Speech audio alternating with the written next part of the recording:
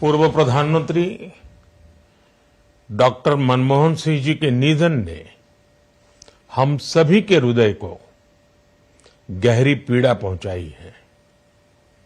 उनका जाना एक राष्ट्र के रूप में भी हमारे लिए बहुत बड़ी क्षति है। विभाजन के उस दौर में बहुत कुछ खोकर भारत आना और यहां जीवन के हर क्षेत्र में उपलब्धियां हासिल करना ये सामान्य बात नहीं है। अभावों और संघर्षों से ऊपर उठकर कैसे ऊंचाइयों को हासिल किया जा सकता है, उनका जीवन ये सीख भावी पीढ़ी को देता रहेगा।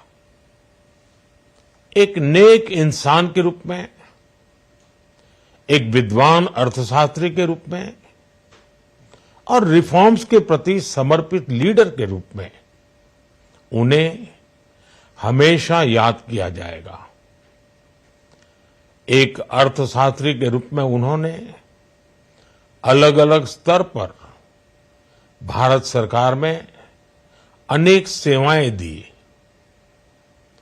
एक चुनौतीपूर्ण समय में उन्होंने रिजर्व बैंक के गवर्नर की भूमिका निभाई। पूर्व प्रधानमंत्री भारत रत्न श्री पीवी नरसिम्हा राव जी की सरकार के वित्त मंत्री रहते हुए उन्होंने वित्तीय संकट से घिरे देश को एक नई अर्थव्यवस्था के मार्ग पर प्रशस्त किया। प्रधानमंत्री के रूप में देश के विकास में और प्रगति में उनके योगदान को हमेशा याद किया जाएगा। जनता के प्रति, देश के विकास के प्रति उनका जो कमिटमेंट था उसे हमेशा बहुत सम्मान से देखा जाएगा। डॉक्टर मनमोहन सिंह जी का जीवन उनकी ईमानदारी और सादगी का प्रतिबिंब था। वो विलक्षण सांसद थे।